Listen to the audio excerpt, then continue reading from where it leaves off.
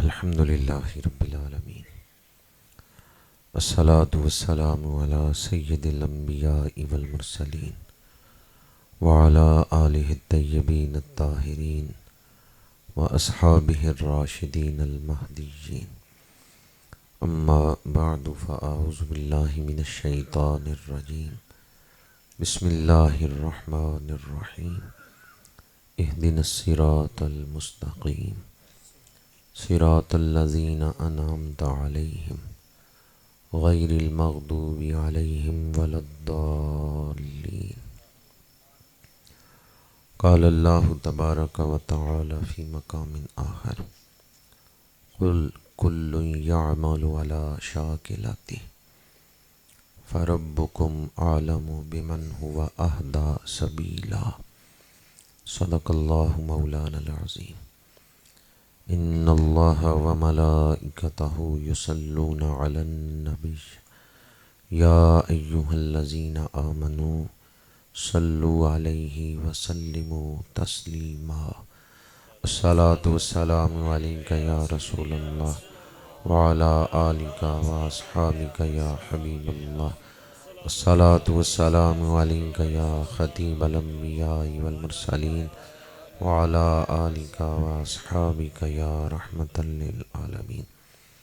زینت مسند صدارت، پاسبان آداب شریعت، زینت السادات، پیر سید شمیم رضا شاہ صاحب زید مجدہ، فاضل جلیل حضرت علامہ مولانا محمد ارشد رضوی صاحب، فاضل ذیشان علامہ محمد اکرام الحق صاحب رضوی، فاضل نوجوان علامہ مولانا غلام شبیر چشتی صاحب، مجاہد آل سنت حضرت مولانا حافظ نصر اللہ صاحب، انتہائی قابل احترام علماء کرام، مہمانان ذی وقار، برادران اسلام، حاضرین و سامعین،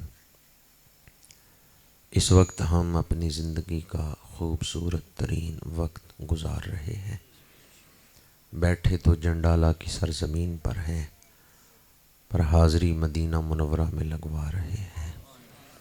ہمارا تصور گنبد خضرا کا طواف کر رہا ہے۔ اس وقت ہم بیٹھے تو جنڈالہ کی سرزمین پر ہیں، پر غم مصطفیٰ جس کے سینے میں ہے، کہیں بھی رہے وہ مدینے میں ہے۔ حضور اپنی محفل میں ہیں جلوہ گر، سمجھ لو یہ محفل مدینے میں ہے۔ ابھی نعت خوانی ہو رہی تھی، اس سے پہلے تلاوت ہوئی۔ آپ کی جھولی میں وہ موتی ڈالے گئے ہیں کہ اگر ان موتیوں کو سنبھال کے رکھیں گے تو یہ خزانہ قبر میں کام آئے گا، حشر میں کام آئے گا۔ آج کی اس محفل کو جن احباب نے سجایا ہے، انتظام کیا ہے، اللہ تعالیٰ انہیں اجر عظیم عطا فرمائے۔ رات کا وقت ہو، گھٹا ٹوپ اندھیرا ہو، اور خطرہ ہو کہ مسافر اس اندھیرے میں راستہ بھول جائے گا۔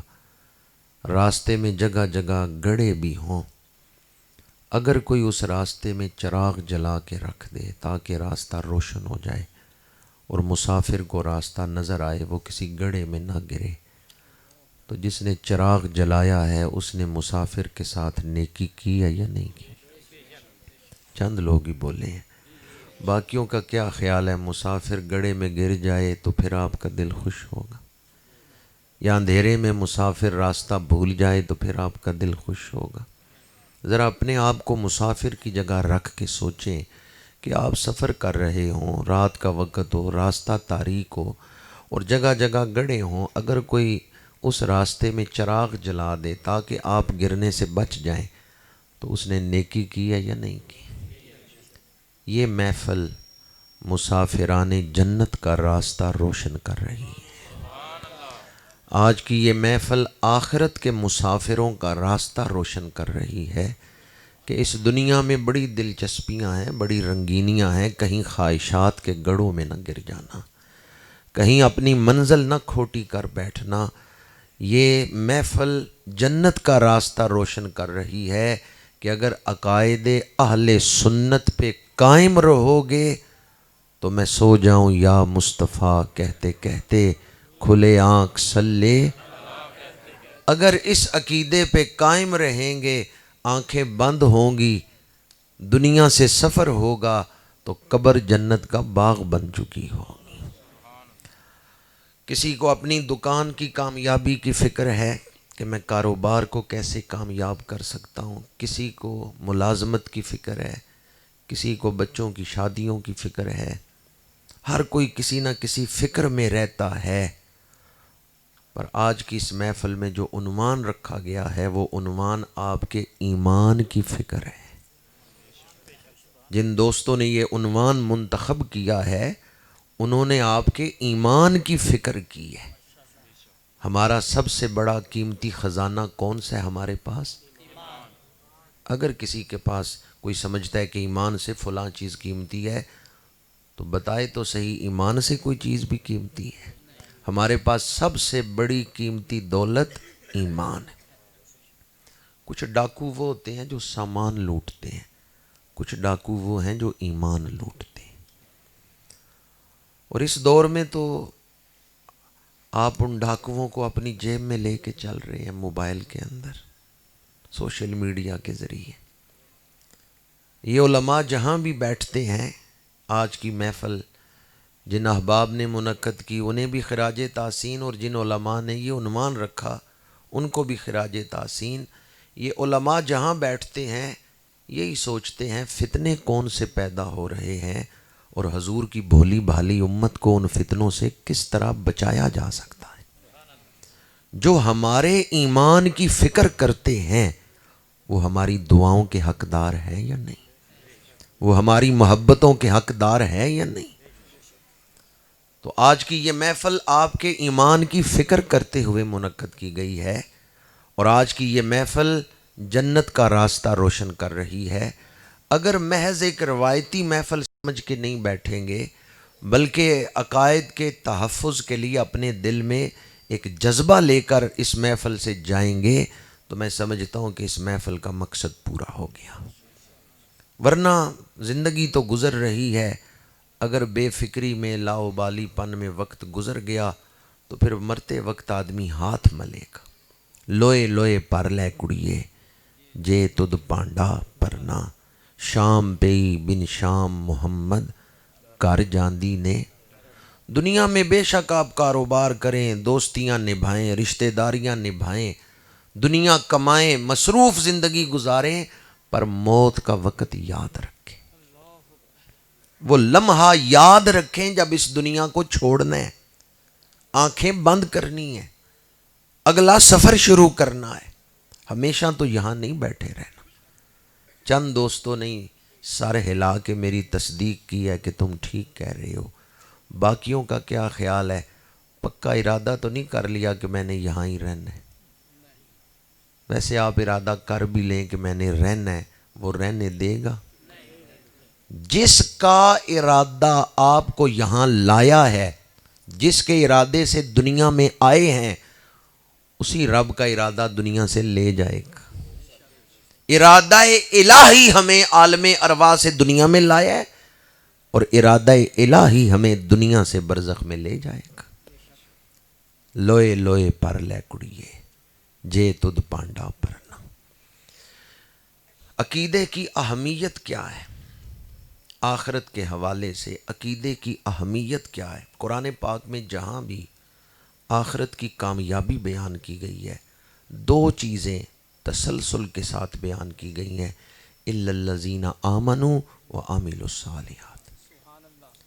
انداز مختلف ہے، کہیں اسلوب اس سے مختلف ہے، لیکن یہ دو چیزیں ہی تسلسل سے بیان ہوئی ہیں، الا الذین آمنوا وعملوا الصالحات.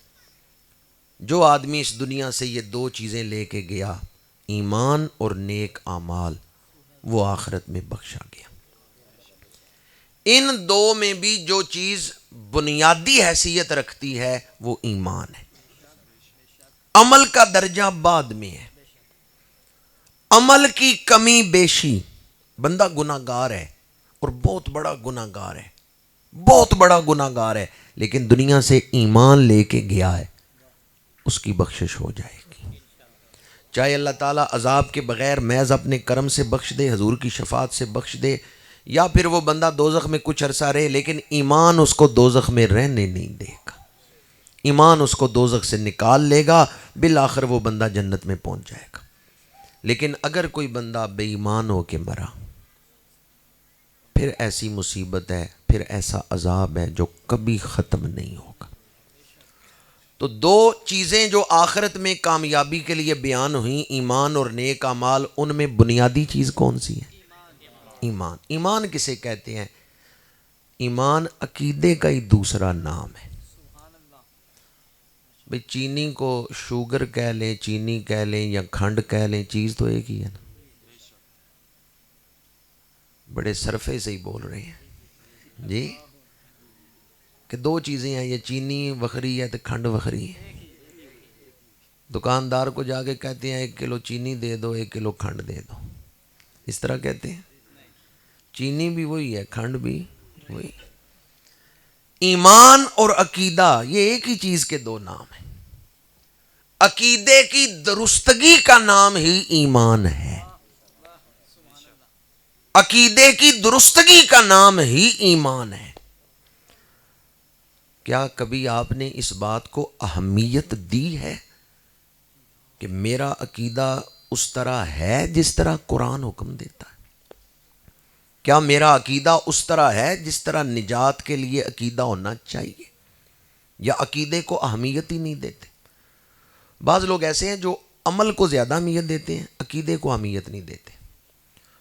تو یاد رکھیں، عمل منافق بھی بڑے کرتے تھے، حتیٰ کہ کئی منافق رسول اللہ کے پیچھے نمازیں بھی پڑھتے رہے، لیکن ان کا عقیدہ ٹھیک نہیں تھا، اس لیے انہیں مسجد سے بھی نکال دیا گیا۔ منافقین اس دور میں عمل کر رہے ہیں، عمل سے انکار تو اس دور کے منافقوں نے بھی نہیں کیا، عمل تو وہ کر رہے تھے، لیکن خرابی کہاں تھی جس وجہ سے وہ دھتکار دیے گئے؟ عقیدہ خراب تھا، عقیدہ ٹھیک نہیں تھا۔ تو عمل کام نہیں آئے گا جب تک عقیدہ ٹھیک نہ ہو۔ ہاں عقیدہ ٹھیک ہو پھر عمل اللہ کی بارگاہ میں قبول ہوگا۔ یہ منافقت کی نشانی ہے کہ بندہ عمل پہ زور دے اور عقیدے کی پرواہ نہ کرے۔ یہ منافقت ہے کہ بندہ عمل پہ زور دے اور عقیدے کے درست ہونے کی فکر ہی نہ کرے۔ پہلے عقیدے کی فکر کریں، اس کے بعد عمل ہے۔ بنیاد پہلے رکھتے ہیں یا چھت پہلے ڈالتے ہیں؟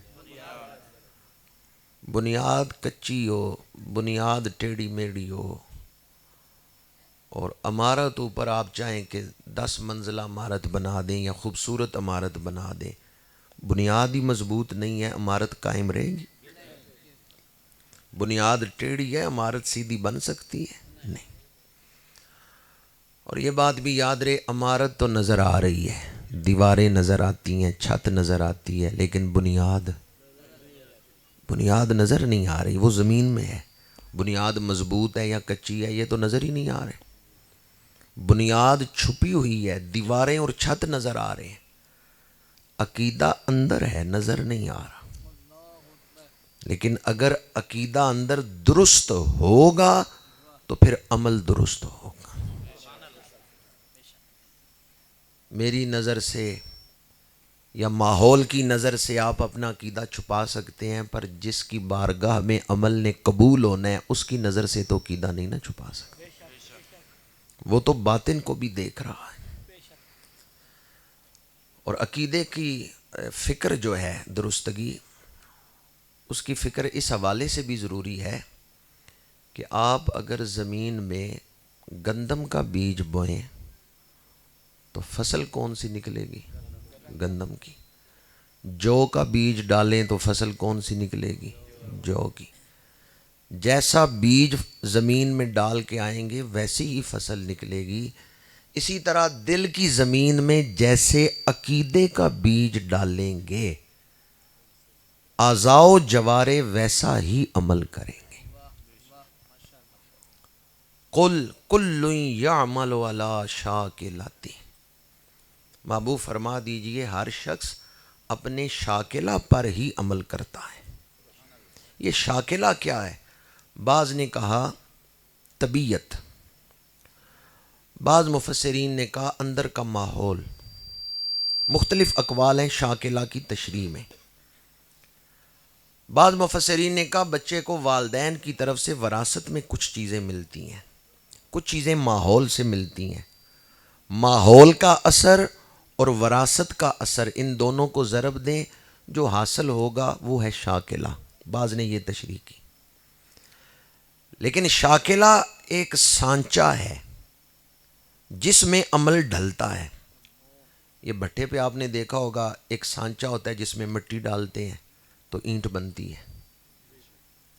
وہ سانچہ جس شکل کا ہوگا اینٹ اسی شکل کی ہوگی. تو انسان کے اندر جو سانچہ ہے نا، انسانی طبیعت کا، انسانی مزاج کا، یا انسان کے اندر کی شخصیت کا جو سانچہ ہے، اصل شخصیت تو اندر ہے. وہ اندر کی شخصیت بنتی کیسے ہے؟ اندر انسان کے سانچہ بنتا کیسے ہے؟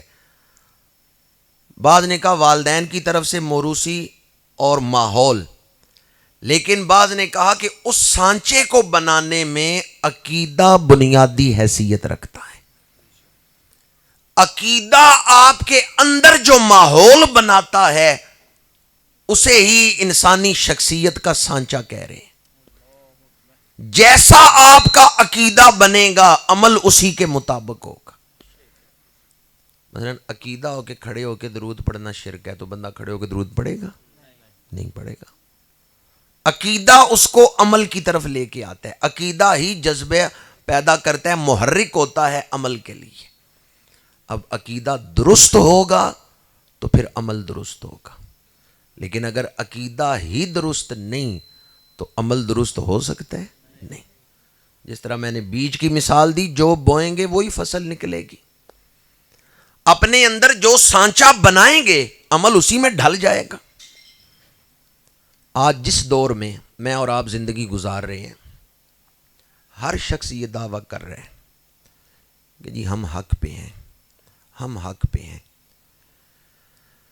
یا اللہ کوئی نشانی بتا دے جس سے ہم فیصلہ کر سکیں کہ کون حق پہ ہے.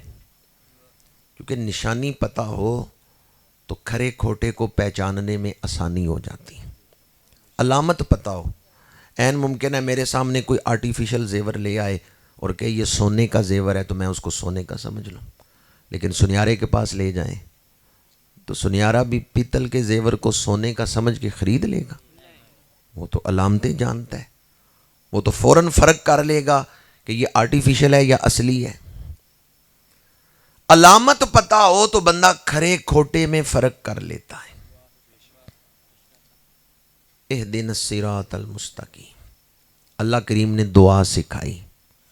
قرآن مجید میں اللہ نے دعائیں اس لیے سکھائی ہیں تاکہ ہمارے اندر جذبہ پیدا ہو کہ یہ چیزیں اللہ سے مانگنی چاہیے. سب سے پہلے قرآن میں اللہ نے ہدایت مانگنا سکھایا ہے. اہدنا الصراط المستقیم، پروردگار سیدھے راستے کی ہدایت عطا فرما. یا اللہ ہر ایک کہتا ہے میں ہی سیدھے راستے پہ ہوں. جس مسلک، جس جماعت کے خطیب کو سنے، مبلغ کو سنے، ہر ممبر پہ بیٹھنے والا یہی کہتا ہے کہ میں حق پہ ہوں، دلائل دیتا ہے، اور پڑھتے بھی سارے قرآن ہی ہیں. یا اللہ قرآن پڑھ کے ہر ایک کا دعویٰ ہے کہ ہم حق پہ ہیں. پہلی بات تو یہ یاد رکھیں، ہر قرآن پڑھنے والا ہدایت یافتہ نہیں ہوتا. یہ میں نہیں کہہ رہا، میرا فتویٰ نہیں، یہ قرآن کا فرمان ہے. یضل بہ کثیرا ویہدی بہ کثیرا. یہ مسئلہ آپ کو سمجھ آ گیا؟ اگر کوئی قرآن پڑھ کے گمراہ کرنا چاہے تو محض قرآن کی آیت سن کے نہ اس کے پیچھے چل پڑے. پہلے فرق کر لیں یہ آیت ناسخ ہے منسوخ ہے. جب تک کسی مستند عالم سے تحقیق نہ کر لیں، محض کسی سے آیت سن کے عقیدہ نہ اس کا اپنا لیں. یضل بہ کثیرا ویہدی بہ کثیرا، یہ بات قرآن نے بیان کر دی ہے. بعض قرآن پڑھ کے گمراہ ہوتے ہیں اور بعض قرآن پڑھ کے ہدایت پاتے ہیں. یا اللہ اب تو مسئلہ اور بھی مشکل ہو گیا، قرآن پڑھ کے بھی لوگ گمراہ ہوتے ہیں. یا اللہ کوئی نشانی بتا دے تاکہ اس علامت کو دیکھ کے ہم کھرے کھوٹے میں فرق کر لیں. اللہ نے نشانی بتا دی، صراط الذین انعمت علیہم، راستہ ان لوگوں کا جن پر تو نے انعام نازل کیا ہے۔ انعام یافتہ بندوں کا راستہ ہی ہدایت والا راستہ ہے۔ اب انعام یافتہ کون ہے؟ انعم اللہ علیہم من النبیین والصدیقین والشہداء والصالحین، چار گروہ ہیں جن پر اللہ نے انعام کا ذکر قرآن میں فرمایا ہے، نبیین، صدیقین، شہداء، صالحین۔ نبی ہیں، صدیق ہیں، شہید ہیں، ولی ہیں۔ کتنے گروہ ہیں؟ ان کا خلاصہ کریں تو دو گروہ ہیں۔ نبی تو نبی ہیں، آگے جو تین گروہ ہیں نا، صدیقین، شہداء اور صالحین، یہ تینوں ولایت کے درجے ہیں۔ صدیقین کی ولایت اعلیٰ ہے، شہداء کی ان کے بعد ہے، صالحین کی ان کے بعد ہیں، یہ تینوں ولایت کے ہی درجے۔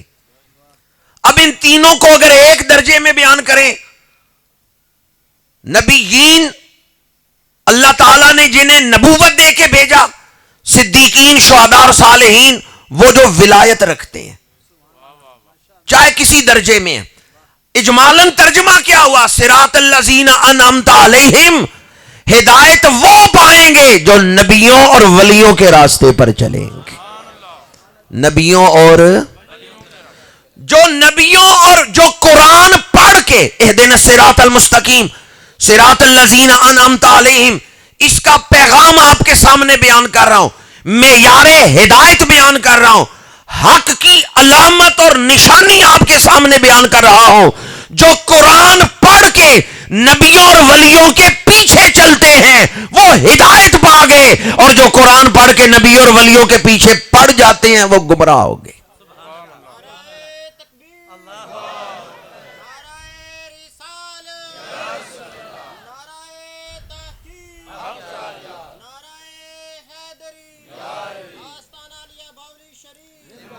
جو قرآن پڑھ کے نبیوں اور ولیوں کے پیچھے چلتے ہیں وہ ہدایت پا گئے، جو نبیوں اور ولیوں کے پیچھے پڑ جاتے ہیں وہ گمراہ ہو گئے۔ آپ کس بات پر خوش ہوئے ہیں، پیچھے چلنے پہ یا پیچھے پڑنے پہ؟ بعض لوگ قرآن پڑھ کے نبیوں اور ولیوں کے پیچھے پڑ جاتے ہیں، ان کی بے ادبی شروع کر دیتے ہیں۔ معیار ہدایت کیا ہے؟ نبیوں اور ولیوں کے پیچھے چلنا۔ انعام یافتہ بندوں کے کتنے گروہ ہیں؟ چار ہیں۔ اجمالاً ان کا میں نے تفسیر بیان کرنے کے لیے اجمالاً خلاصہ ان کا بیان کرتے ہوئے دو کہا، اور تفصیل میں جائیں تو کتنے گروہ ہیں؟ چار۔ انعم اللہ علیہ من النبیین والصدیقین والشہداء والصالحین۔ اب آسان ہو گیا آپ کے لیے حق کی پہچان کرنا۔ اس دور میں آپ دیکھ لیں کون ہے جو ان چاروں کو مانتا ہے۔ نبیوں کا بھی ادب، صدیقوں کا بھی ادب، شہیدوں کا بھی ادب، ولیوں کا بھی ادب۔ کون ہے جو ان چاروں کو مانتا ہے؟ کچھ ہیں جو نبیوں کے بے ادب ہیں، کچھ ہیں جو صدیقوں کو نہیں مانتے، کچھ ہیں جو شہیدوں کی عظمت اور شہادت کے فضائل کو نہیں مانتے، کچھ ہیں جو ولیوں کے بے ادب ہیں۔ ایک مسلک اہل سنت و جماعت ایسا ہے جو ان چاروں کا ادب کرنے والے ہیں، جو کسی ذی احترام ہستی کے بے ادب۔ سب سے پہلے نبیوں کا ذکر ہے۔ انعام یافتہ بندوں میں نبی، اللہ تعالیٰ نے کم و بیش 1.25 لاکھ نبی بھیجے، حقیقی تعداد اللہ بہتر جانتا ہے۔ سب سے آخر میں میرے اور آپ کے آقا کریم ختم نبوت کا تاج پہن کے تشریف لائے۔ آمن الرسول بما انزل الیہ من ربہ والمؤمنون کل آمن باللہ وملائکتہ وکتبہ ورسلہ لا نفرق بین احد من رسلہ۔ ماننے میں ہم کسی نبی کا بھی انکار نہیں کرتے، ہم تمام نبیوں رسولوں کی نبوت و رسالت کو مانتے ہیں۔ حضرت آدم سے رسول اللہ صلی اللہ علیہ وآلہ وسلم تک جتنے اللہ کے سچے نبی اور رسول آئے ہیں ہم ان سب کو مانتے ہیں، اور ہمارا عقیدہ ہے کہ سب سے آخر میں اللہ کریم نے ہمارے آقا کریم کو ختم نبوت کا تاج پہنا کے بھیجا ہے۔ عقیدے میں سب سے پہلے انعام یافتہ بندوں میں سب سے پہلے اللہ کریم نے نبیوں کا ذکر فرمایا. ایک آیت میں لا نفرق بین احد من رسلہ، اور دوسرے مقام پر فرمایا تلک الرسل فضلنا بعضهم علی بعض. بعض لوگ کہتے ہیں ہم فرق نہیں کرتے فضیلت میں سارے برابر ہیں. فضیلت میں سارے برابر نہیں. ہم آدھے قرآن کو نہیں مانتے، ہم سارے قرآن کو مانتے. جس آیت میں ہے لا نفرق بین احد من رسلہ، اس کا مطلب یہ ہے کہ ماننے میں ہم فرق نہیں کرتے کہ حضرت موسیٰ کو مانے حضرت عیسیٰ کو نہ مانے، حضرت داؤد حضرت سلیمان کو مانے اور حضرت یونس علیہ السلام کو نہ مانے. نہیں، ہم ان سارے نبیوں کو مانتے ہیں. جہاں تک ان کے فضائل کا تعلق ہے تلک الرسل فضلنا بعضهم علی بعض، فرمایا یہ رسولوں کی جماعت ہم نے بعض کو بعض پر فضیلت دی ہے. منہم من کلم اللہ ورفع بعضهم درجات. تمام مفسرین نے لکھا ہے رفع بعضهم درجات سے ہمارے آقا کریم مراد ہے. اللہ نے رسولوں پر حضور کے درجے بلند فرمائے ہیں. کن سے حضور کو بلند کیا ہے؟ کن سے درجے بلند کیے ہیں؟ خلق سے اولیاء، اولیاء سے رسول، اور رسولوں سے اعلیٰ، اور رسولوں سے اعلیٰ. اللہ نے مخلوق میں کوئی دوسرا ایسا بنایا ہی نہیں ہے جو مثل مصطفیٰ. سب سے اولیٰ و اعلیٰ. کس سے اولیٰ و اعلیٰ؟ سب سے اولیٰ و اعلیٰ. لا يمكن الثناء كما كان حقه بعد از خدا بزرگ توئی قصہ مختصر. بعد از خدا بزرگ توئی قصہ مختصر. اللہ کے بعد سب سے بلند مرتبہ عزت ہے تو میرے اور آپ کے آقا کریم کا مرتبہ ہے. غالب ثنائے خواجہ بایزداں گذاشتے کہاں ذات پاک مرتبہ دانے محمد است. مخلوق میں تو کوئی جانتا ہی نہیں کہ حضور کے درجے کتنے عرفہ اور اعلیٰ ہیں. اگر کوئی کہے کہ تم حد سے بڑھا رہے ہو تو یہ آیت پڑھ دیں وما ارسلناک الا رحمت للعالمین. اللہ نے فرمایا محبوب ہم نے آپ کو عالمین کے لیے رحمت بنا کے بھیجا ہے. کس کے لیے رحمت بنا کے بھیجا ہے؟ بتا سکتے ہیں عالمین کتنے ہیں؟ جہان کتنے ہیں؟ بعض مفسرین نے کہا 18,000 سے زیادہ ہیں، بعض نے کہا 27,000 سے زیادہ ہیں، بعض نے 40,000 کی روایت کی. چلیں جو کم از کم روایت ہے 18,000 وہ ہم لے لیتے ہیں. 18,000 سے زیادہ جہان ہے. نام بتا سکتے ہیں 18,000 عالمین کے؟ تو ان جہانوں کے نام بھی نہیں جانتا جن میں حضور کی رحمت برس رہی. چپ کر مہر علی ایتھے جا نہیں بولنا. تو ان جہانوں کے نام بھی نہیں جانتا جن جہانوں میں میرے آقا کریم کی رحمت برس رہی. تاجدار گولڑا نے قرآن اور حدیث میں حضور کے فضائل کا خلاصہ اور نچوڑ بیان کیا ہے شعر میں چپ کر مہر علی ایتھے جا نہیں بولنا. ہمارا ذہن تھوڑا ہے حضور کی شان عرفہ اور اعلیٰ ہے. شان نبوت میں حضور بے مثل و بے مثال ہے. اور اللہ تعالیٰ نے حضور کو جو انفرادی اور خاص شانیں عطا فرمائی ہیں اس دور میں اس عقیدے کے حوالے سے بڑی توجہ کی ضرورت ہے. وہ یہ کہ حضور آخری نبی بن کے آئے، ختم نبوت کا تاج پہن کے آئے. کیا خبر کتنے تارے کھلے چھپ گئے پر نہ ڈوبے نہ ڈوبا، پر نہ ڈوبے نہ ڈوبا. رات کے وقت اندھیرا دور کرنے کے لیے چراغ جلایا جاتا ہے، بلب روشن کر لیا جاتا ہے، کئی طریقے ہیں، لالٹین جلائی جاتی ہے. لیکن سورج نکل آئے تو پھر ضرورت ہے لالٹین کی. کیا خبر کتنے تارے کھلے چھپ گئے. پہلے نبی آتے رہے، کیا خبر کتنے تارے کھلے چھپ گئے، پر حضور تشریف لائے تو سراجم منیرا بن کے آئے. جب سورج نکل آیا ہے اب کسی تارے کی ضرورت نہیں. حضور عقیدہ ختم نبوت، تاج ختم نبوت کے ساتھ تشریف لائے ہیں، اور عقیدہ ختم نبوت اسلام کے بنیادی عقائد میں سے. جس دور میں ہم زندگی گزار رہے ہیں اس دور میں اس عقیدے پر حملہ ہوا. اس لیے اپنے ایمان کی حفاظت کے لیے اپنی اولادوں کو بھی یہ عقیدہ یاد کروائیں کہ حضور اللہ کے آخری نبی ہیں، آپ کے بعد کوئی نبی قیامت تک پیدا نہیں ہوگا۔ حضرت عیسیٰ آئیں گے لیکن وہ نبی بن کے نہیں، حضور کے امتی بن کے آئیں گے۔ اس کے بعد انعام یافتہ بندوں کا ذکر کرتے ہوئے انعم اللہ علیہم من النبیین والصدیقین، صدیقین کا ذکر ہے۔ نبوت کے بعد کون سا مرتبہ قرآن نے بیان کی ہے؟ صداقت۔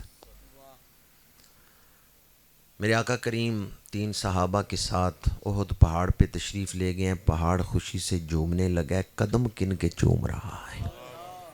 میرے آقا کریم نے احد پہاڑ پہ ایڑی ماری، اسبت احد فانما علیک نبی و صدیق و شہیدان، اے احد پہاڑ ٹھہر جا، تیری چھاتی پہ ایک نبی، ایک صدیق اور 2 شہید کھڑے ہیں۔ اب حدیث کی یہ ترتیب ہے، اس پر غور کریں۔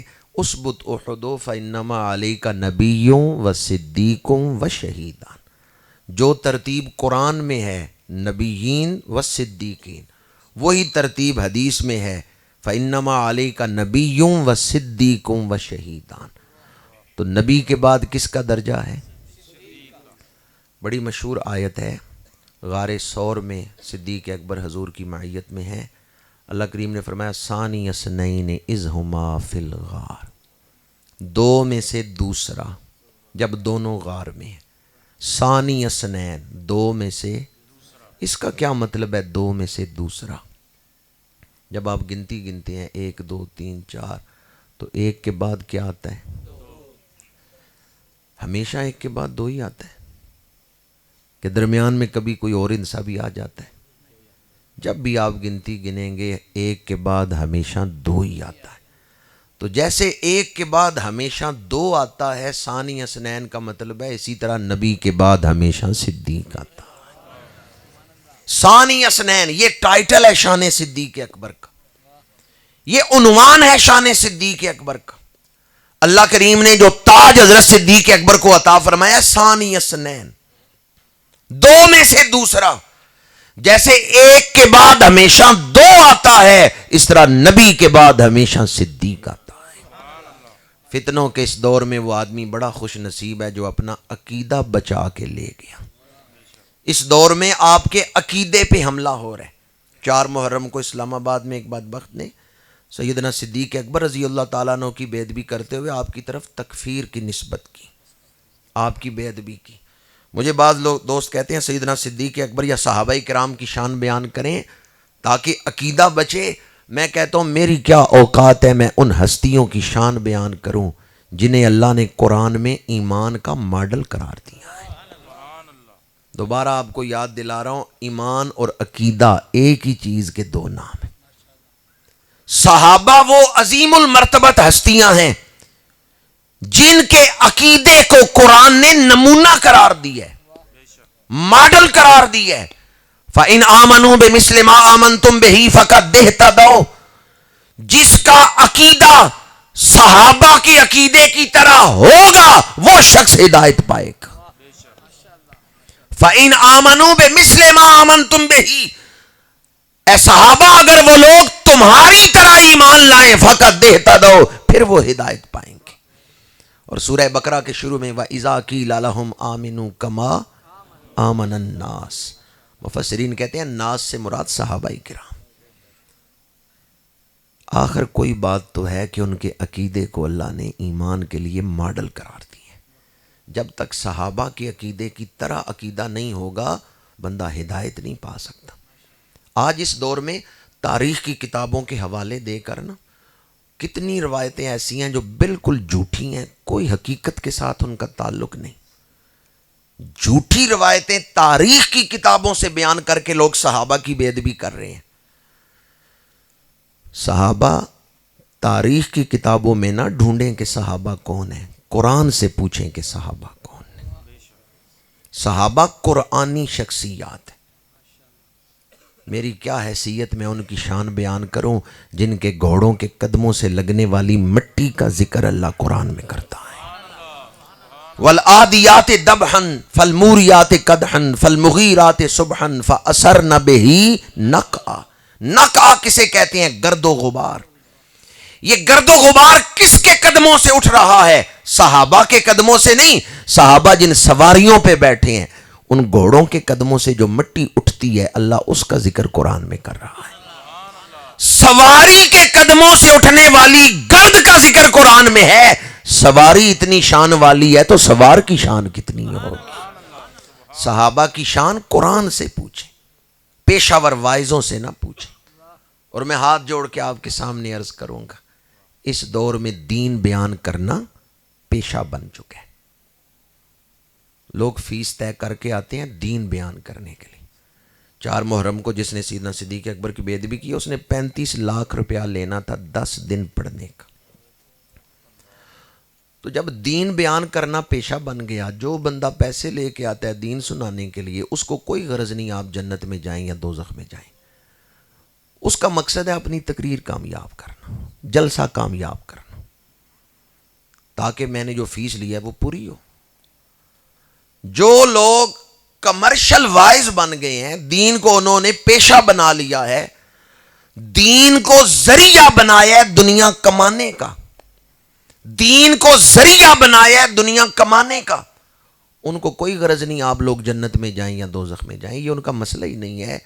ان کا ایک ہی ٹارگٹ ہے کہ جو فیس میں نے لی ہے وہ پوری ہونی چاہیے، میزبان خوش ہو جائیں بھی جلسہ کامیاب ہو گیا.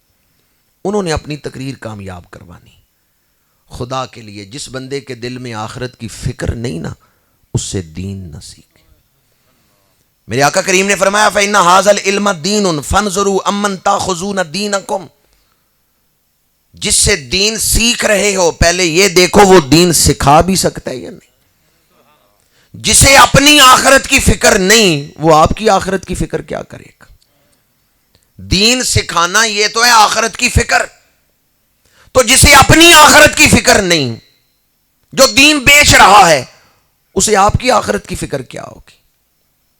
چند دن پہلے میں علاقہ بجوات میں گیا تو ایک شخص آیا مسئلہ پوچھنے، اور یہ عقیدے کا ایک مسئلہ اس نے چھیڑ لیا صحابہ اور اہل بیت کے حوالے سے. من گھڑت روایت سنا کے کہنے لگا جی اس کے بارے میں آپ کا کیا خیال ہے؟ میں نے کہا چوئی صاحب آج کی تاریخ آپ نوٹ کر لیں، 40 دن پہلی صف میں کھڑے ہو کے تکبیر اولیٰ کے ساتھ آپ نے نماز پڑھنی ہے. 41ویں دن آپ میرے پاس آ جائیں پھر میں یہ مسئلہ آپ کو سمجھاؤں گا. بات سمجھ آ گئی؟ بعض مسئلے ایسے ہیں وہ چھیڑنے کے لیے صرف مطالعہ کافی نہیں، تقویٰ ہونا بھی ضروری ہے. 5 نمازیں ہم جماعت کے ساتھ پڑھ نہیں سکتے، مسئلے بڑے بڑے ہم چھیڑ لیتے ہیں. پنساریوں کے پاس جڑی بوٹیاں ہوتی ہیں پر پنساری حکیم نہیں ہوتے. میڈیکل سٹور والوں کے پاس دوائیاں ساری ہوتی ہیں پر وہ ڈاکٹر. کبھی میڈیکل سٹور پہ جا کے آپ نے کہا میں دل کا مریض ہوں میرا آپریشن کر دو. آپریشن کرانا ہو تو کہاں جاتے ہیں؟ اور پھر آپ کہتے ہیں ابھی گجرات نہیں لاہور چلو، وہاں سیانے ڈاکٹر ہے. فیس زیادہ دے کے کسی سیانے ڈاکٹر، کیونکہ معاملہ دل کا ہے. آپریشن ناکام ہو گیا تو زندگی اور موت کا معاملہ ہے. اس وقت تو کسی سیانے ڈاکٹر کو، وہ بندہ کتنا بے وقوف ہے میڈیکل سٹور پہ جا کے کہ میرا دل کا آپریشن کر دو. آج کا نوجوان سوشل میڈیا پہ خوبصورت پوسٹ دیکھتا ہے عقیدہ بنا لیتا ہے. خدا کے لیے سوشل میڈیا سے دین نہ سیکھیں، اپنی آخرت نہ برباد کریں. کیونکہ بہت سارے لوگ فیس بک یوٹیوب چلا رہے ہیں یا واٹس ایپ پہ بھی ان کو لوگ میسج بھیج دیتے ہیں. کسی بد عقیدہ مولوی کی تقریر سامنے آ جائے، آپ کا ضمیر آپ کو اجازت کیسے دیتا ہے بیان کر کے سن لیں؟ اہل سنت کے حق ہونے میں کوئی شک ہے؟ جی ذرہ برابر اور ذرے کا کروڑواں حصہ بھی شک نہیں ہونا چاہیے. اگر بندہ شک میں ہو نا تو ایمان ختم ہو جاتا ہے. کیونکہ ایمان مرکب ہے، ایمان بسیط ہے مرکب نہیں ہے. ایمان بسیط ہے مرکب نہیں ہے. تشریح میں نہیں جا رہا کہ مشکل بات ہے، بوجھل نہ ہو جائے آپ کے لیے. ذرہ برابر شک آیا ایمان ختم ہو گیا. آپ کے اندر وہ کون سی چیز ہے جس نے اجازت دی ہے کہ چلو جی اس بدبخت کا کلپ بھی سن لو، چلو جی اس بدبخت کا بھی سن لو؟ آخر اندر کوئی گنجائش کہاں سے پیدا ہوئی؟ وہ مسائل جن کا 1400 سال ہو گیا ہمارے بزرگ فیصلہ کر گئے ہیں، آج آپ نے کلپ سن کے فیصلہ کرنا ہے؟ یہ حق کیا ہے؟ آپ نے فیصلہ کرنا ہے۔ ہمارے بزرگوں کی کتابیں بھری پڑی ہیں، کون سا موضوع ایسا ہے جس پر ہمارے اسلاف نے کتاب لکھ کے حق اور باطل کو واضح نہیں کیا؟ کیا آج نئے سرے سے آپ محض ایک کلپ سن کے تو فیصلہ کرنے بیٹھیں گے کہ حق کیا ہے اور باطل کیا ہے؟ خدا را کسی بدبخت بد عقیدہ کا کلپ آ جائے تو اسے کھولے ہی نہ، اس کو آن ہی نہ کریں۔ آخر آپ کے اندر کون سی شے ہے جو آپ کو اجازت دے دیتی ہے؟ بندہ ہو یا تو عالم ہو اور کھرے کھوٹے میں فرق کرنا جانتا ہو، پھر ایک الگ بات ہے کہ اس نے کسی سوال کا جواب دینا ہے، لیکن بندہ بھی عام ہو، عوام میں سے ہو، اور پھر وہ بدبختوں کو سننا شروع کر دیں۔ یاد رکھیں، شیطان کا کام ہے دل میں وسوسہ ڈالنا۔ قل اعوذ برب الناس مالک الناس الہ الناس من شر الوسواس الخناس۔ اور یہ خناس صرف جنات میں نہیں، انسانوں میں بھی ہے۔ الذی یوسوس فی صدور الناس من الجنۃ والناس۔ شیطان وسوسے ڈالے گا، شیطان وسوسے ڈالے گا۔ اگر آپ وسوسہ لے کے اس پر سوچنا شروع کر دیں گے تو آپ نے تو اپنے دل میں کفر کا بیج ڈال دیا۔ وسوسہ کفر کا بیج ہے، کسی وسوسے کو قریب نہ آنے دیں۔ اس بات پر ہمارا یقین کامل ہے، فتنوں کے اس دور میں عقیدہ حق ہے تو وہی حق ہے جو داتا گنج بخش علی حجویری کا عقیدہ ہے، جو خواجہ معین الدین چشتی اجمیری کا عقیدہ ہے، جو امام ربانی مجدد الفسانی کا عقیدہ ہے۔ وہی عقیدہ حق ہے جس کی تعبیر و تشریح اعلیٰ حضرت شاہ احمد رضا خان بریلوی نے کی۔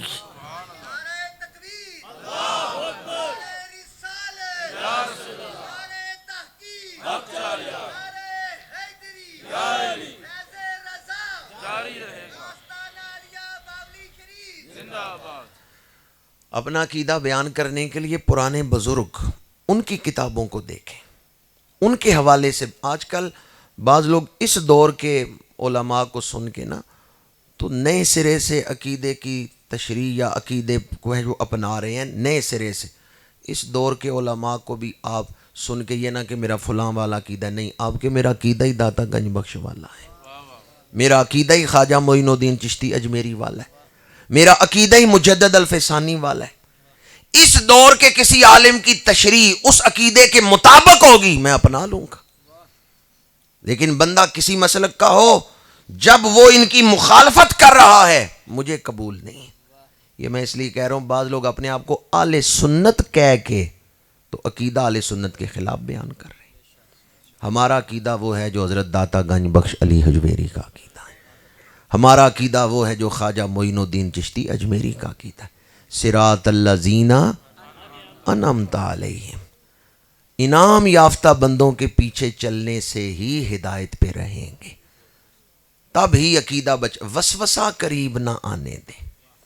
وسوسہ کفر کا بیج ہے، وسوسے آئیں گے، خناس وسوسے ڈالے گا، لیکن مردوں والا کام یہ ہے کہ وسوسے کو جھٹک دیں۔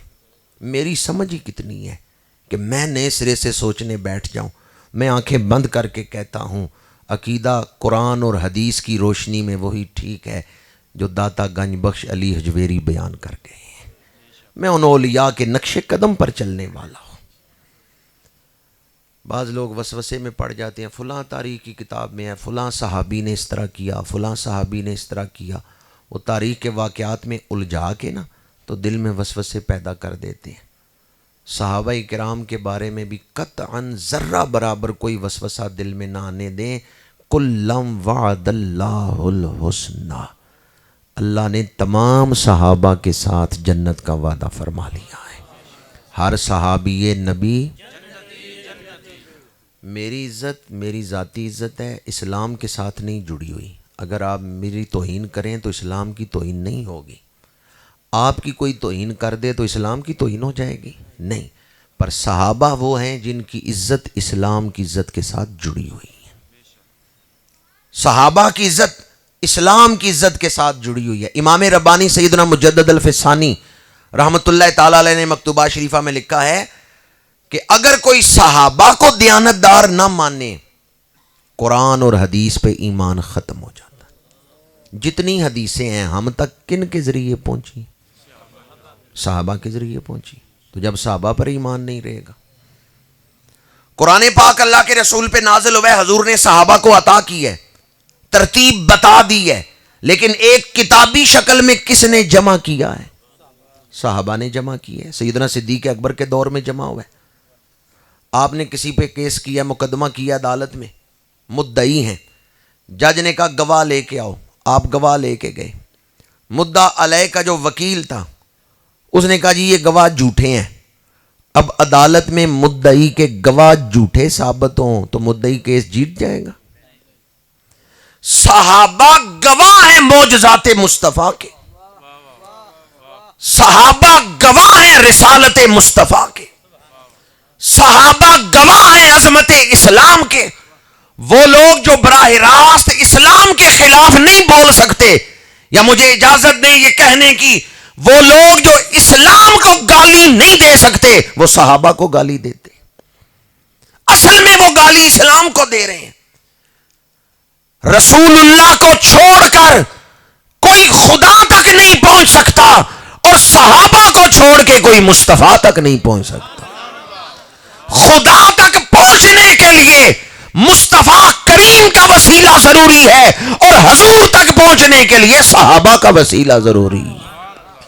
حضور گواہ ہیں اللہ کی عظمتوں کے اور صحابہ گواہ ہیں صحابہ گواہ ہیں رسول اللہ کی عظمتوں کے.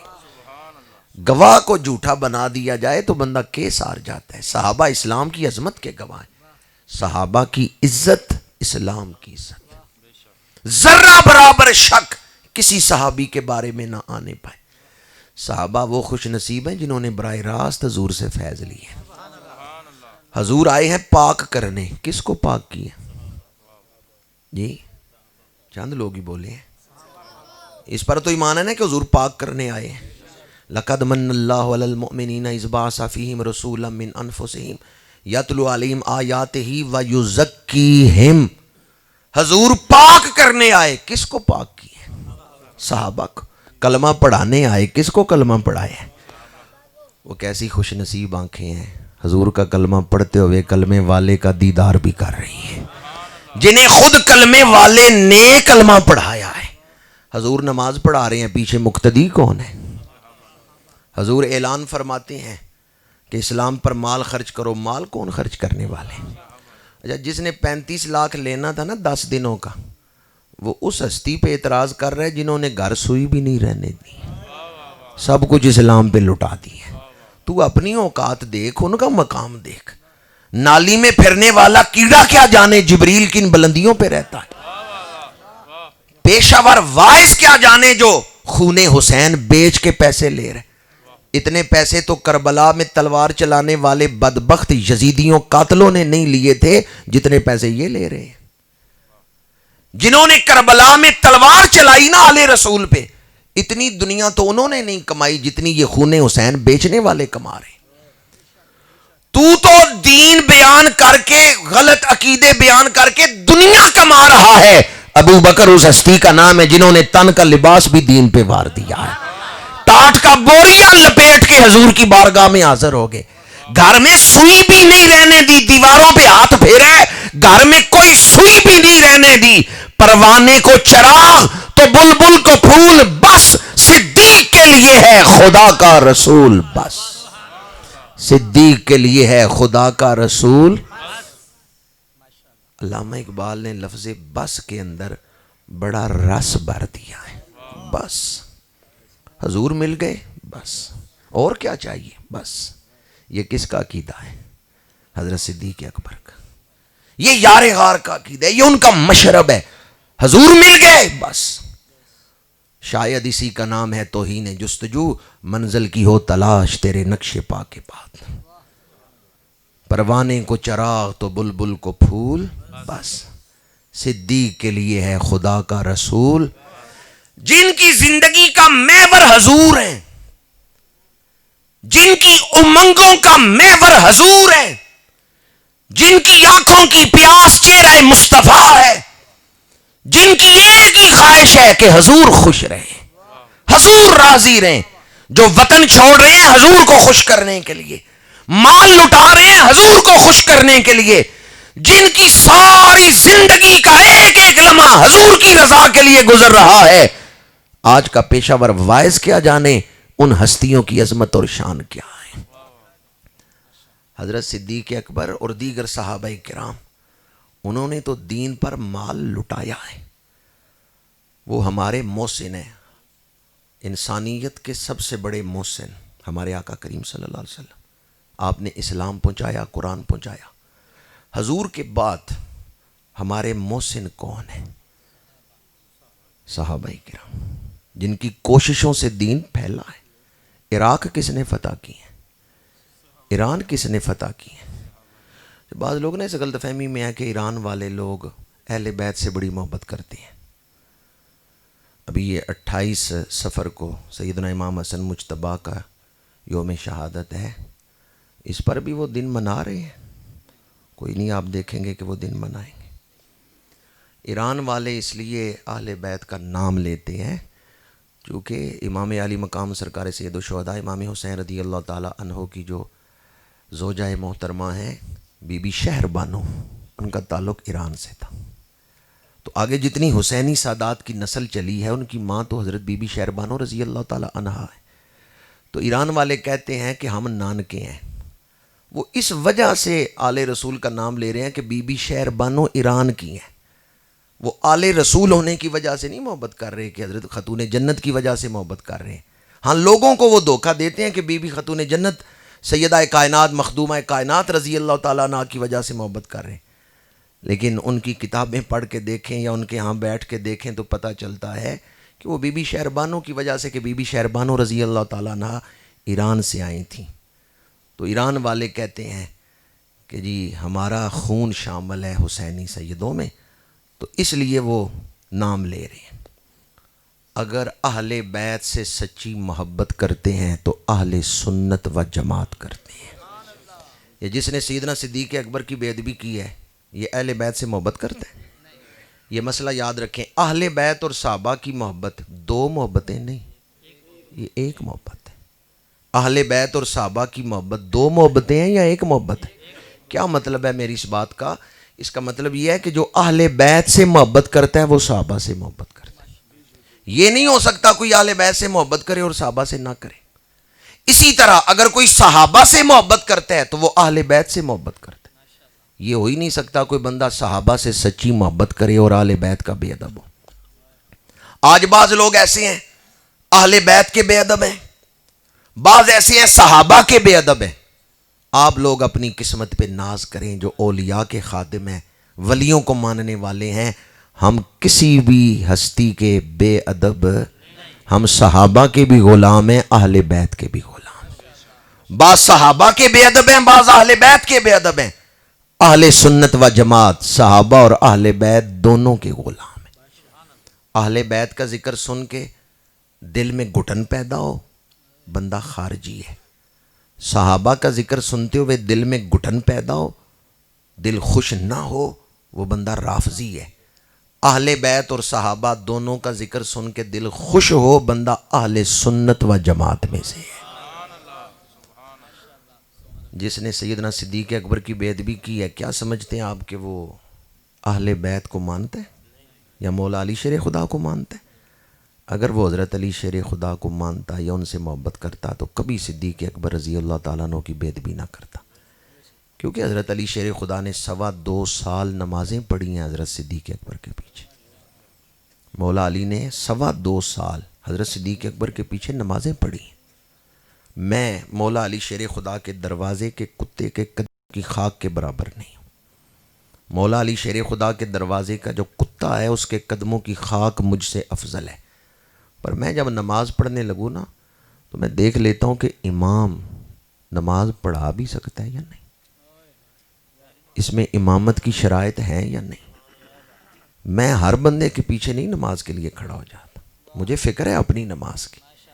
میں پیچھے کھڑا ہوتے ہوئے دیکھ لیتا ہوں کہ جو نماز پڑھا رہا ہے اس کی داڑھی مبارک بھی ٹھیک سنت کے مطابق ہے یا نہیں، یہ امامت کی شرائط کا حامل بھی ہے یا نہیں. اب ذرا دیانتداری سے آپ فیصلہ کریں. میں جو شیر خدا کے دروازے کے کتے کے قدموں کی خاک کے برابر نہیں، میں امام دیکھ کے پیچھے نیت کرتا ہوں. تو مولا علی نے امام دیکھے بغیر ہی 2.25 سال نمازیں پڑھ لی. مولا علی نے نہیں دیکھا کہ جو آگے پڑھا رہے ہیں وہ امامت کروا سکتے ہیں یا نہیں کروا سکتے. جن کے پیچھے مولا علی کہیں پیچھے اس امام کے، تو ان پہ اعتراض کر رہے، تو پھر انکار کس کا ہے؟ مولا علی کا انکار ہے یا نہیں ہے؟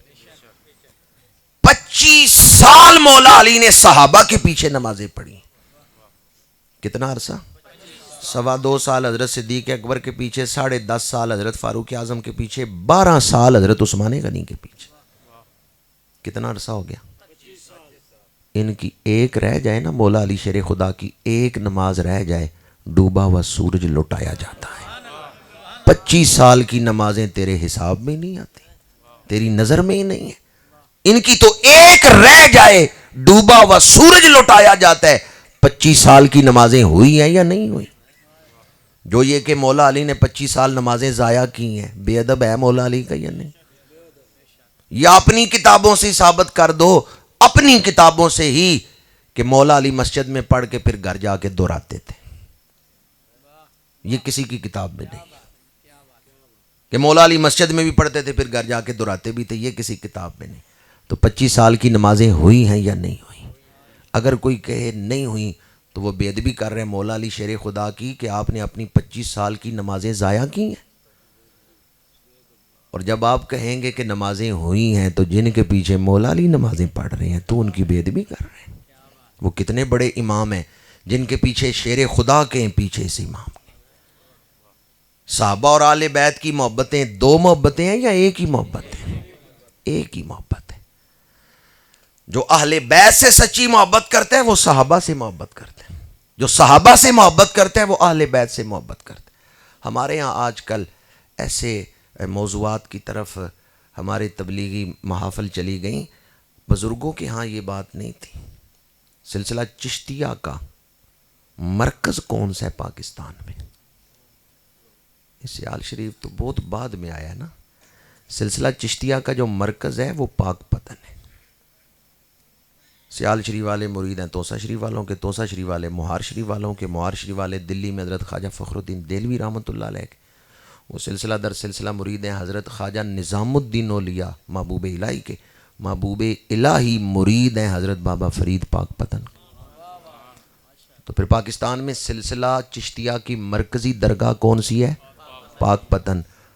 جانتے ہیں یہ بابا فرید اولاد کس کی ہے؟ یہ حضرت فاروق اعظم کی اولاد. ان کی رگوں میں فاروق اعظم کا خون ہے. بڑے بڑے سید ان کے ہاتھ پہ بیعت کر رہے ہیں. حضرت نظام الدین اولیاء ان کے مرید ہیں. اسی طرح یہ سیال شریف کا یا گولڑا شریف کا شجرہ آپ پڑھیں نا، چشتی شجرہ، حضرت خواجہ معین الدین چشتی اجمیری تک پہنچتا ہے. تو درمیان میں ایک بزرگ آتے ہیں شاہ کلیم اللہ جہاں آبادی. کلیم اللہ جہاں آبادی ان کا مزار دلی میں ہے، بادشاہی مسجد سے تھوڑا فاصلے پر. دلی میں جو بادشاہی مسجد ہے، میں نے 2-3 دفعہ وہاں حاضری دی ہے. شاہ کلیم اللہ جہاں آبادی حضرت صدیق اکبر کی اولاد ہے. پاکستان میں سلسلہ چشتیہ آیا ہے تو صدیق اکبر کے بیٹوں کے ذریعے سے آیا ہے. سہروردی سلسلہ کس ہستی سے منسوب ہے، مشہور ہے؟ حضرت شہاب الدین سہروردی. پاکستان میں سہروردی سلسلے کی جو سب سے بڑی درگاہ ہے وہ حضرت بہاؤالدین زکریا ملتانی، اور ان کے آگے مرید ہیں حضرت مخدوم جہانیہ جہاں گشت اچ شریف. یہ بھی سلسلہ سہروردیہ میں تھے، حضرت مخدوم جہانیہ جہاں گشت. ان کے مرشد ہیں بہاؤالدین زکریا ملتانی. یہ مرید کس کے ہیں؟ حضرت شہاب الدین سہروردی کے. اور شہاب الدین سہروردی حضرت صدیق اکبر کی اولاد ہیں. حضرت صدیق اکبر کی اولاد ہیں حضرت ابو نجیب سہروردی اور شیخ شہاب الدین سہروردی. چاروں سلسلوں میں خلفائے راشدین کی اولاد موجود ہیں. چاروں سلسلوں میں خلفائے راشدین کی اولادیں موجود ہیں. اس لیے ہمارے بزرگ تو اہمیت دیتے تھے فیض کو، روحانیت کو، تقوی کو، اور ہمارے ہاں آج کل ایسے موضوعات چل پڑے کہ ہم اپنے بزرگوں کے طریقے سے ہٹ گئے۔ اہل سنت و جماعت کا عقیدہ فتنوں کے اس دور میں ایک ہی راستہ ہے حق کا۔ آج سے 400 سال پہلے حضرت امام ربانی مجدد الفسانی نے مکتوبہ شریفہ میں لکھا ہے کہ اہل سنت و جماعت کا عقیدہ ہی حق ہے۔ 1000 سال پہلے داتا صاحب کی کتاب کشف المحجوب، کشف المحجوب پڑھ کے دیکھیں آپ، اس میں اہل سنت و جماعت کی شان بیان کر رہے ہیں۔ علامہ جلال الدین سیوطی رحمۃ اللہ تعالی علیہ وہ فرماتے ہیں لوگوں کو پتہ نہیں اہل سنت کی شان کیا ہے۔ سلسلہ نقشبندیہ کے بہت بڑے بزرگ ہیں، مولانا عبد الرحمن جامی کے مرشد خواجہ عبید اللہ احرار، وہ فرماتے ہیں کوئی مجھے آ کے سونے سونے القابات سے پکارے میرا دل خوش نہیں ہوتا، اگر کوئی مجھے یہ کہہ دے کہ تم سنی ہو میرا دل خوش ہو جاتا ہے، تم اہل سنت سے ہو میرا دل خوش ہو جاتا ہے۔ تو آج لوگوں کو پتہ نہیں اہل سنت و جماعت ہونا یہ کتنی شان کی بات ہے۔ اہل سنت کی عظمت کیا ہے، فضائل کیا ہیں، آپ وارث ہیں صحابہ کے عقیدے کے۔ خدا را اپنی اولادوں کی فکر کریں، آپ کی اولادوں کو گمراہ کیا جا رہا ہے سوشل میڈیا کے ذریعے اور کالج و یونیورسٹی کے ذریعے اور دوستوں کے ذریعے۔ آپ اپنی اولاد کی فکر کریں کہ آپ کی اولاد کی دوستی کس کے ساتھ ہے۔ ہماری دوستی اور دشمنی کا ایک ہی معیار ہے، محبت رسول، ادب رسول۔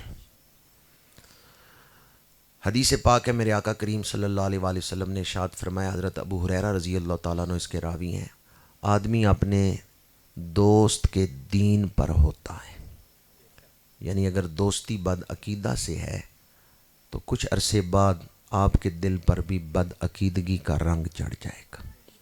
اس لیے ماحول کا اور دوستیوں کا بڑا خیال رکھیں۔ یہ جو میں نے پہلے بھی عرض کیا کہ ہر آدمی کو کھول کے نہ سننا شروع کر دیں، اس میں بھی یہی فکر کار فرما تھی، یہی بات میں آپ تک پہنچانا چاہتا تھا کہ بد عقیدہ لوگ آپ کے دل میں وسوسے کا بیج ڈالیں گے، اور جب وسوسہ دل میں چلا گیا تو کچھ عرصے بعد وہ تناور درخت بن کے نکلے گا۔ شیطان کا کام ہے یوسوس فی صدور الناس، وہ وسوسہ ڈالتا ہے، پھر وسوسے کا بیج جب اگتا ہے تو وہ بندے کو کفر تک لے جاتا ہے۔ اپنا عقیدہ سیکھیں، اسے قرآن اور حدیث کی روشنی میں سمجھیں۔ اگر سمجھ نہ بھی آئے، آپ وقت نہ ہو کہ آپ تفصیل سے ایک ایک عقیدہ سیکھ سکیں، تو کم از کم اس بات پر یقین کامل رکھیں، بن دیکھے بغیر کسی دلیل کے ہم مانتے ہیں اہل سنت و جماعت کا عقیدہ ہی سچا ہے۔ 1400 سال کی تحقیق، 1400 سال میں اہل حق کی تحقیقات کا تسلسل اور اس کا نچوڑ اور خلاصہ یہی ہے، بس انہیں مانا انہیں جانا، نہ رکھا غیر سے کچھ کام، للہ الحمد میں دنیا سے مسلمان گیا۔ اہل سنت و جماعت کے بزرگوں نے کوئی موضوع چھوڑا نہیں جس پر کتابیں موجود نہ ہوں۔ اس لیے چرب زبان لوگ جو ہیں ان کی باتوں میں آ کر سوشل میڈیا کے آگے بیٹھ کے اپنا ایمان نہ برباد کریں۔ اگر کوئی بدبخت آپ کے دل تک وسوسہ پہنچائے تو خدا را علماء حقہ سے رابطہ کریں، ان سے اس عقیدے کے بارے میں تفصیلی جواب لیں اور اپنا عقیدہ اس بات پر مضبوط رکھیں کہ عقیدہ حق ہے تو صرف اہل سنت و جماعت کا عقیدہ ہی حق ہے۔ میں وہ سنی ہوں جمیل قادری، مرنے کے بعد میرا لاشا بھی کہے گا۔ پورا درود شریف پڑھ سکتے ہیں؟ الصلاۃ والسلام علیک وعلی آلک و اصحابک، اس میں سارا عقیدہ ہے۔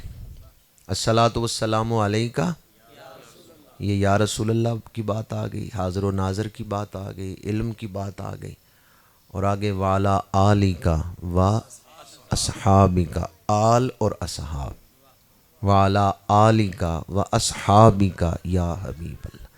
اس درود شریف میں کتنے خوبصورت انداز میں ہمارا سارا عقیدہ موجود ہے۔ اس دور میں صرف تبلیغ کافی نہیں بلکہ دعا کی ضرورت ہے۔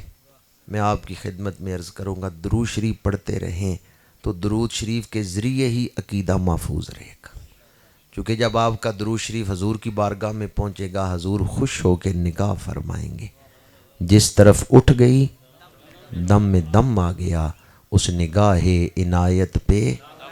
جہاں بھی کوئی بے ادبی کا لفظ سنے، نبیوں کی بے ادبی، آل رسول کی بے ادبی، اصحاب رسول کی بے ادبی یا اولیاء کی بے ادبی، جہاں بھی کوئی بے ادبی کی بات آپ سنیں فوراً آپ الرٹ ہو جائیں کہ یہ آدمی میرا ایمان برباد کرنے لگا ہے۔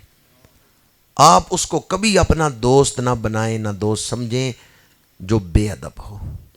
بے ادب خود تو برباد ہوا ہی ہے، وہ دوسروں کو بھی برباد کرتا ہے۔ ہمارا عقیدہ ادب والا عقیدہ ہے، ہم کسی ذی احترام مستی کے بے ادب نہیں۔ شیطان نے عبادت بڑی کی تھی پر کیوں مردود بن گیا ہے؟ بے ادبی کی وجہ سے۔ میں پہچان آپ کے سامنے بیان کر رہا ہوں۔ شروع میں نے ایک پہچان بیان کی کہ جو نبیوں اور ولیوں کے راستے پر چلتے ہیں وہ حق والے ہیں، اور دوسری پہچان ادب۔ جہاں بھی تھوڑی سی بھی بے ادبی آپ کو نظر آئے نا، بعض لوگ اس دور میں ایسے ہیں، عرصہ ہو گیا ان کو تقریریں کرتے ہوئے کبھی حضور کے نام کے ساتھ حضرت نہیں بولتے، سیدھا ہی حضور کا نام لیں گے، حضرت بھی نہیں بولیں گے۔ سونے سونے لقب بولنا تو دور کی بات ہے، وہ حضرت بھی نہیں کہتے۔ بعض لوگ ایسے ہیں حدیثیں پڑھ رہے ہیں اور ایسا بے ادبی کا انداز ہے، ان کا انداز ہی بے ادبی والا ہے۔ اہل سنت و جماعت کے علماء جب بھی حضور کا نام لیں گے سونے سونے لقبوں کے ساتھ لیں گے، ان کے ہاں آپ کو ادب نظر آئے گا۔ ہمارے مشائخ، ہمارے صوفیاء، انہوں نے ادب سکھایا ہے۔ جہاں آپ کو نبیوں کا، اہل بیت کا، صحابہ کا یا ولیوں کا ادب نظر نہ آئے، ان میں سے کسی کی بھی بے ادبی نظر آئے، وہ آپ کے دشمن ہیں۔ وہاں نہ بیٹھیں، وہاں نہ دوستی لگائیں، ورنہ بے ادبی ایمان کے خرمن کو جلا دیتی۔ شیطان نے عبادت بڑی کی تھی، یہ چٹکی بجاتے ہوئے وقت زیادہ لگتا ہے، چٹکی بجانے کے بھی وقت نہیں ہوتا، اس سے پہلے بندے کا ایمان برباد ہو جاتا ہے اگر بے ادبی والا لفظ وہ بولے۔ نہ وسوسہ قریب آنے دیں، نہ کوئی بے ادبی کا لفظ جو ہے وہ اپنے ذہن تک پہنچنے دیں۔ خود بے ادبی تو آپ نہیں کرنے والے، آپ تو ادب کرنے والے ہیں، لیکن کوئی بے ادبی کرنے والا اگر بے ادبی کرے تو آپ اس سے تعلق توڑ دیں، چونکہ وہ آپ کا ایمان برباد کرے گا۔ نخلو و نترکو من یفجرک، روزانہ نماز وتر میں ہم پڑھتے ہیں کہ یا اللہ جو تیرے حکم توڑے گا ہم اس سے تعلق نہیں رکھیں گے، تعلق چھوڑ دیں گے۔ صحابہ کرام لفظ بے ادبی سے نہیں بول رہے، ان کی نیت ٹھیک تھی، پر اللہ نے پابندی لگا دی، یہ لفظ ہی چھوڑ دو جس میں بے ادبی کا پہلو ہے۔ یا ایھا الذین آمنوا لا تقولوا رائنا وقولوا انظرنا۔ تو جو لفظ ہی بے ادبی کے ساتھ بول رہا ہو اس کے ساتھ آپ کیسے دوستی رکھ سکتے ہیں؟ حضور کا ذکر کرنا ہے تو عام لفظوں سے نہیں، خاص لفظوں کے ساتھ کریں۔ عقیدے کی حفاظت کے لیے یہ میں آپ کی خدمت میں بڑی اہم بات تھی، پہچان کے لیے، علامت کے طور پر۔ اس دور میں حضرت خواجہ حمید الدین سیالوی رحمۃ اللہ تعالی علیہ کی عظمت کو سلام پیش کرتا ہوں۔ انہوں نے پیش قدمی کی ہے، پہل کی ہے انہوں نے کہ آستانوں کی طرف سے سب سے پہلے انہوں نے ایک اعلامیہ جاری کی ہے جس میں انہوں نے عقائد لکھے ہیں، توحید، رسالت، اہل بیت اور صحابہ کے بارے میں جو ہمارے عقائد ہیں وہ انہوں نے لکھے ہیں۔ اپنے تمام خلفاء کو بلا کے، سادات کو بلا کے، علماء کو بلا کے انہوں نے وہ عقائد لکھ کے پھر سب سے دستخط کروائے، تقسیم کیا وہ اعلامیہ۔ اور اب ان کے موجودہ سجادہ نشین حضرت صاحب، انہوں نے وہ لوہے کی پتری پہ لکھوا کے نا مسجد میں لگوا دی ہے۔ وہ اعلامیہ مل جاتا ہے، میرے پاس بھی ہے، آپ علامہ ارشد صاحب سے بھی لکھوا سکتے ہیں، اور جو علماء یہاں بیٹھے ہیں ان سے بھی مل جائے گا۔ اگر آپ وہ اعلامیہ لکھوا کے اپنی مساجد میں لگا دیں تو اس سے بھی عقیدہ بچانے میں آپ نے اپنا فرض ادا کر دیا۔ وہ اعلامیہ جو ہے اس میں حضرت خواجہ صاحب نے توحید، رسالت، اہل بیت، صحابہ، اولیاء سب کے حوالے سے جو عقیدہ ہے مختصراً خلاصہ کر کے اس کو بیان کر دیا۔ اور یہ اس دور کی ضرورت ہے کہ ہم اپنے عقیدے کی حفاظت کے لیے بیدار ہوں۔ سونے کا وقت نہیں ہے، یہ بیدار ہو کہ اپنی آئندہ نسلوں کو بچانے کا وقت ہے، احساس ذمہ داری کے ساتھ کہ میری ذمہ داری ہے کہ میں نے عقیدہ۔ ویسے کئی لوگ ایسے ہیں جو کہتے ہیں بھی ٹھیک ہے اپنی تنہائی میں گوشہ نشینی میں عبادت کرو، کسی مرحلے میں یہ بھی بات قابل تعریف ہے، لیکن میں یہ سمجھتا ہوں کہ اس دور میں لوگوں کا ایمان بچانا بہت بڑی نیکی ہے۔ جہاں سے میں نے گفتگو شروع کی تھی وہیں لا کے گفتگو سمیٹ رہا ہوں۔ لوگوں کا ایمان بچانا بہت بڑی کامیابی، بہت بڑی نیکی ہے۔ اگر آپ دوسروں کا ایمان بچا لیتے ہیں، ایک بندہ بھی آپ کی وجہ سے بچ گیا، ڈاکوؤں کے ہاتھ نہ لگا، اس کا ایمان آپ نے بچایا، آپ نے بڑی نیکی کی۔ کون سا درد تھا حضرت داتا صاحب کے دل میں کہ غزنی سے لاہور تشریف لائے، کون سا درد تھا حضرت خواجہ معین الدین چشتی اجمیری کے دل میں کہ چشت سے آپ اجمیر تشریف لائے، اور امام ربانی سیدنا مجدد الفسانی کے دل میں کون سا درد تھا کہ آپ قلعہ گوالیار میں قید و بند کی تکلیفیں برداشت کر رہے۔ دین کا کام کرنا ہر دور میں ہی مشکل تھا، پر اس کے لیے حوصلے اور ہمت کی ضرورت ہے۔ حضرت داتا صاحب جب لاہور تشریف لائے یہ مسلمانوں کا شہر تھا، مسجدیں بنی ہوئی تھی، کوئی ایک مسجد حضرت حسام الدین پہلے تشریف لا چکے تھے، میرا حسین زنجانی اور حضرت حسام الدین، لیکن علاقہ ہندوؤں کا تھا، بت پرستوں کا تھا، سورج پرستوں کا تھا۔ وہ کیسا جڑا ہے، غیر مسلموں کے شہر میں بیٹھ کر ان کے دلوں پہ حضور کی محبت کا نقش جما دیا ہے۔ کام تو انہوں نے کیا ہے نا، ہم مسلمانوں کے شہر، مسلمانوں کے ملک میں بیٹھ کہتے ہیں کام کرنا بڑا مشکل ہے، بڑا اوکھا ہے کام کرنا۔ خواجہ معین الدین چشتی اجمیری اجمیر گئے ہیں، مسلمانوں کا شہر تھا، کوئی مسجد بنی ہوئی تھی جہاں جا کے ڈیرا لگائے، کوئی مدرسہ آپ کے جانے سے پہلے اجمیر میں بنا ہوا تھا، نہ کوئی مسجد، نہ کوئی مدرسہ، نہ کوئی خانقاہ۔ اللہ کا ولی گیا ہے غیر مسلموں کے شہر میں، پر وہ کیسے مرد ہیں، غیر مسلموں کے شہر میں بیٹھے ہیں، مسجدیں بھی بنوا دی ہیں، آستانے بھی بنوا دیے ہیں، مدرسے بھی بنوا دی، کام تو ان لوگوں نے کیے۔ چمن میں پھول کا کھلنا تو کوئی بات نہیں، زہے وہ پھول جو گلشن بنائے صحرا کو۔ صحرا میں پھول کھلے تو پھر حیرت کی بات ہے۔ کام ان بزرگوں نے کیا کہ مشکل حالات میں انہوں نے عظمت مصطفیٰ کے جھنڈے بلند کیے۔ آج کام کرنا مشکل ہے لیکن اتنا مشکل نہیں ہے جتنے مشکل دور میں ان مشائخ نے کام کیے۔ ویسے گھر بیٹھے ہی کئی بندے تھکے ہوتے ہیں، کام شروع بھی نہیں کیا ہوتا، کام کرنا یا کام کی تکالیف برداشت کرنا تو دور کی بات ہے، وہ نیت کرتے ہوئے تھکے ہوتے ہیں۔